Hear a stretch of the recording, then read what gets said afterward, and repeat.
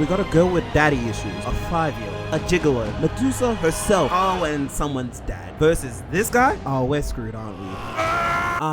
JoJo's, an anime filled with the coolest gay dudes, women, and children I've ever met. And I always ask and tell myself, I'm like, there's no way this series can get weirder, can it? And then Mr. Araki seems to prove me wrong every single time. Last time in part 5, we had the torch dance, which was already crazy enough, visuals and that whole thing in general, and a main villain with a bipolar disorder.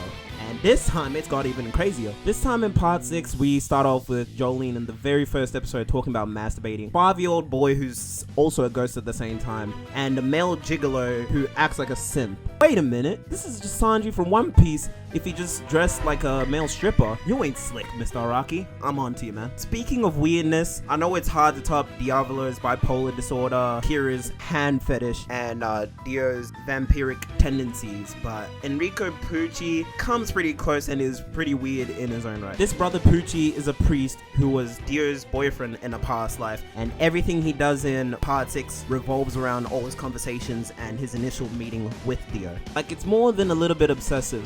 Only bit that made me think otherwise was when in the show towards the last third of the series, when they showed his background and history with him, his family, and his brother Wes, or should I say Weather Report. While we're at it, I feel like Pucci's got to be one of the most cheating bastards for a villain I've ever seen in JoJo's history. I know Diavolo could rewrite history and Kira could just blow stuff up.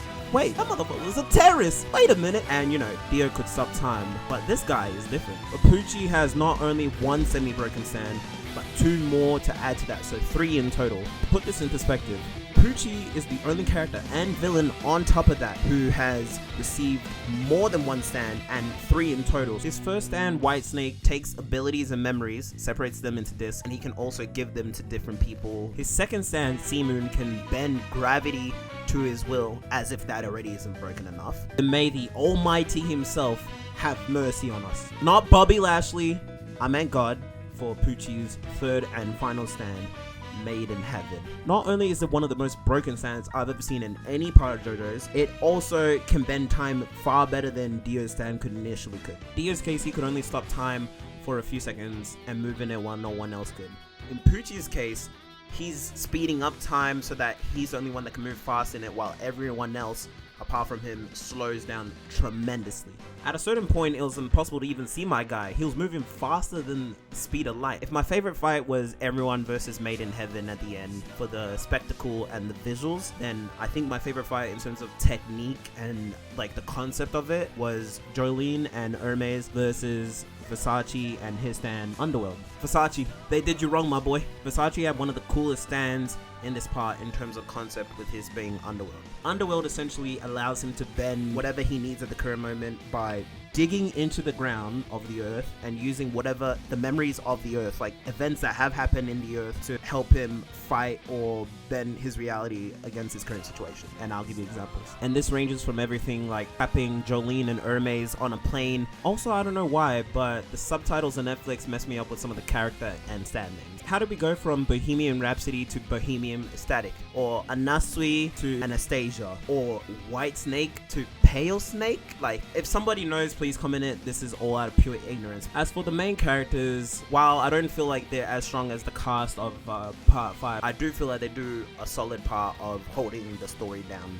as an ensemble. Like Jolyne, for instance, she doesn't have one of the most physically strongest stands out of all the JoJo's that came before her. However, she uses it in so many different ways and situations that it almost makes up for the lack of strength that she initially would have.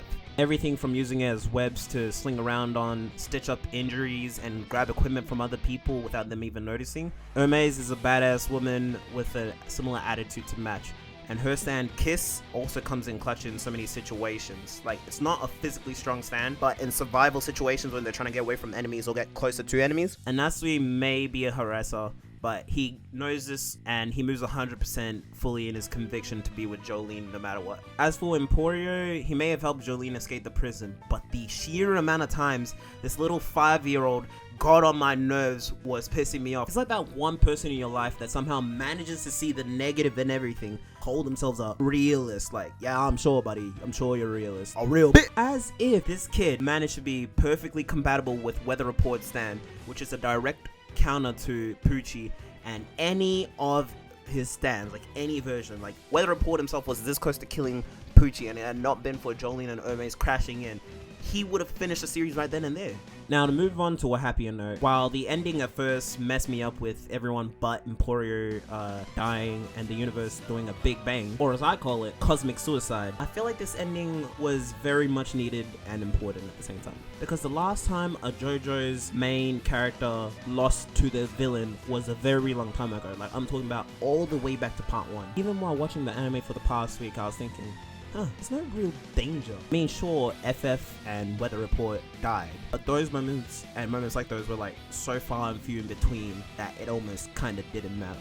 I bet if you did a shot for every single time Jolene had her background theme music playing while she counted her enemies' impossible stand like Jailhouse Rock or anything else like that, you would die. This ending made me appreciate this part a lot more, and the direction Mr. Araki chose to go with Stone Ocean.